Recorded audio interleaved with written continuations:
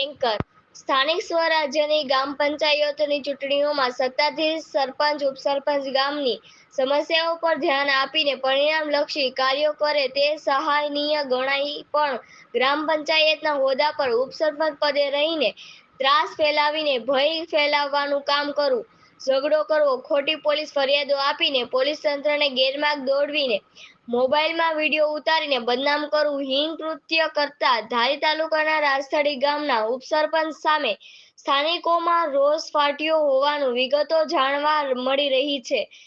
હજુ ઉપસરપંચ થઈને 2 મહિના જેવા સમયગાળામાં ત્રાહિમામ પોકારી ઉઠ્યું હોવાનું વાવડ મળે છે.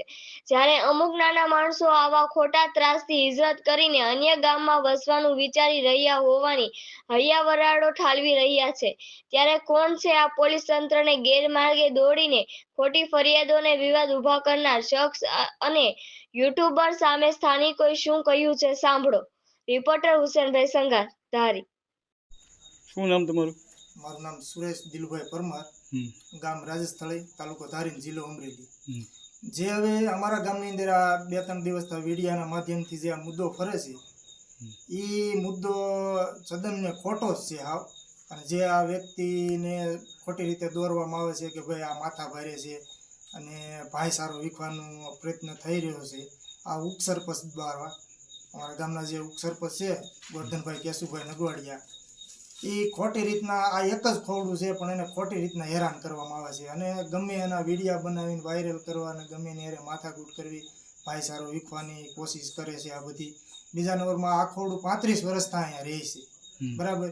તો આદિ સુધી કોઈને તકલીફ પડી નથી અને આ ભાઈ 1.5 મહિના થયા ઉપસરપંચ બન્યા ત્યાંથી આ બધી તકલીફ પડવા મળી અને ગામમાં બધે અવારનવાર બધે આવી માથાકૂટ થાય. હજી હમણાં 15 દી પહેલાનો જ મુદ્દો છે નિશાળનો, એકાબીજા માથે ફરિયાદ થઈ ગઈ. હાથે કરીને જો આ વિડીયા ઉતારે અને આવી રીતના 2 વર્ષ જૂના મુદ્દા ઉપાડે ખોટા કે ભાઈ આ રીતના કોઈ ગામમાં કેમ બાંધતા નથી, બસ ભાઈચારો વીખવાની કોશિશ કરે એમ કે આ બાંધવા જોઈએ મુદ્દે એમ. અમે તો જો અમારા કોળી સમાજ છે એ બધા શાંતિથી રહે છે ને આ બધા હળી મળીને રહે છે, એકાબીજાને ખેતરે કામે જાય છે હળી મળીને. જો કાંઈ કાર્યક્રમ હોય ગામનું, કોઈ હિન્દુ સમાજનું હોય તો આ લોકો ભેગા જ બેસે છે, ફાળો દે છે, ફંડ દે છે, બધું અવારનવાર એકાબીજાને ઘેરે આવે છે, જાય છે. અમારે કાંઈ તકલીફ નથી, બસ અમે ભાઈચારાને ઘોડે રહેવા માંગીએ છીએ. આ બધું ખોટું છે. શું દાદા તમારું નામ? બાપભાઈ મધુભાઈ વજીત્રા. તમારે શું કહેવા બાબત? આ ખોટો ડખો છે એમ, બીજું કઈ હાવ તદ્દન. આ ઘટના જે બની હાવ ખોટી જ છે, હાવ ખોટી. એ જ મારી પાસે આવ્યો હતો, મને કે તમે કેવા? મેં પટેલ. કેવા અટક કઈ? મેં વજીત્રા. પછી એ શું કહેવા માંગો ભાઈ તમે? આ બધું ખોટું જ છે. આ કેટલા દિવસથી હાલે છે આ બધું? આ અઠવાડિયાથી હાલે છે. તમારું શું કહેવાનું ભાઈ? ખોટું જ છે. ખોટું જ છે ને? બોલો બેન, આ જે મુદ્દો હાલે છે તમારે એ ખરેખર મુદ્દો સાચો છે કે ખોટો છે? ખોટો. તો શું કહેવા માંગો તમે આ બાબતે? કઈ નહીં, અમારે તાને હારે પડે ની ભાઈઓ હારે પડે છે, રાજી ખુશી થી કામ કરી છે. ખોટા ભાઈ બધાને નામ લે, અમને તામાં કાંઈ ખબર પડતી છે નહીં ભાઈ. અમારી બેન દીકરીઓ ખોટે હું કામ હેરાનગતિ કરવી જોઈએ? કોઈના શેરીએ ગલીએ અને ભાઈ અમારી પાસે કાંઈ ફોન નથી, વિડિયા ઉતારવાની હોય કોઈની બેન દીકરી ઉતારવાની, અમારી બેન દીકરી હોય કે તમારી બેન દીકરી હોય. તાલુકામાંથી એને હુકમ આપ્યો છે કે તું આ વિડિયા ઉતાર, શેરીએ બાય દે.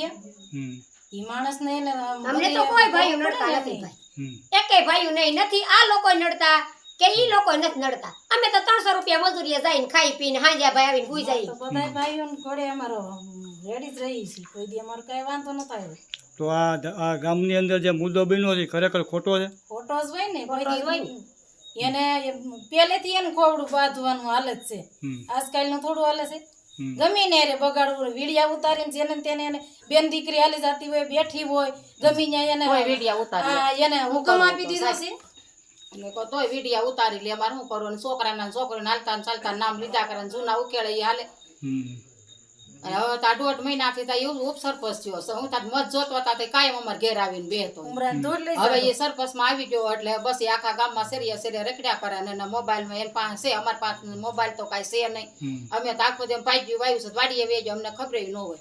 આજે ઘેર આવી તો ખબર પડે કે આનો વિડિયાના મૂક્યા એમ. આ તેને મારા છોકરાને બેસી વાર એને વિડીયો મેલ્યો. તો એને કાંઈક વિચાર કરવો જોઈએ ને અને હવે સાહેબ તમે કયો એમ કરીએ અમે.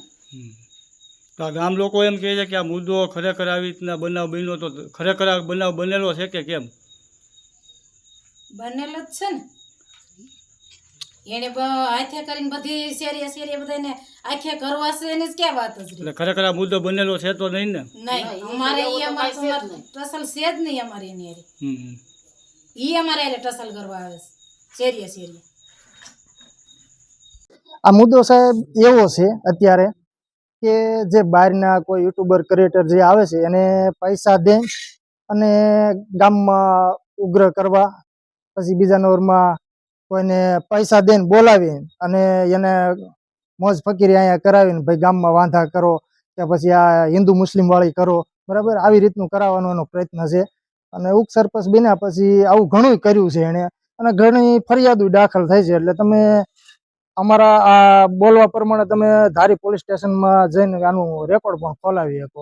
બીજા નંબરમાં આના ઘણા ધંધા છે એમ, છોકરાઓને નાના છોકરાને બીવરાવે, એરું બેરું પકડી આવીને આવા ઘણા પ્રયત્ન કરે છે. પણ ગામમાં એને કોઈ કાંઈ કહેવા વાળું નથી. કેમ કે આપણે કાંઈક કહીએ તો એમ કે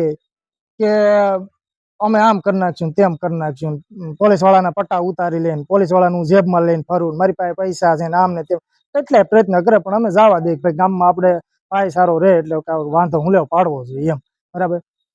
ઘણી વસ્તુ બને છે પણ અમે કોઈ કાંઈ બોલતા નથી. પણ આ એક ખોવડાનો મુદ્દો એને બેન દીકરી ઉપર રાજકક્ષાએ પોગાડ્યો કે ભાઈ આમાં અમારા કોળી ઠાકોર સેનાના કોઈ આવી અને આ એક ખોવડું છે એને દબાવવાની કોશિશ કરે અને આ ઈ કોળી સમાજને દબાવે છે અને આવું બધું. પણ એ માયલું કાંઈ છે નહીં. ગામમાં ભાઈચારા તરીકે બધા રહે છે, એકાબીજાના કામ કરે છે. અને આ લોકો પછી 2-3 જણા એવાય છે પાછા અમારા ગામમાં કે એ સડાવે ને ગાંજો ફૂંક્યા કરે. અને આ કાયદેસર આની તપાસ કરો ને તો ઘણું રાજ ખુલશે.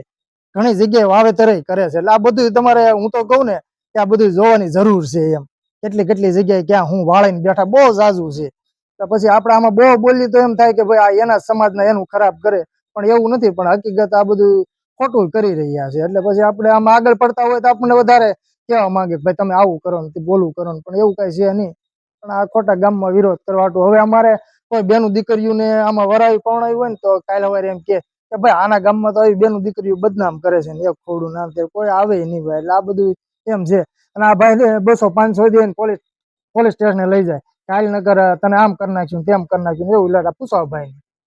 જીવડા બાબત નિશાળે જમવામાં ને જીવડા એક નીકળ્યા છે, હું તમારે કહેવાનું ધારી લખાવા એટલે 200-300 આપે છે એમ પૈસા આપ્યા હતા. પછી મેં હવે પાછા આપી દીધા. કેટલા આપ્યા?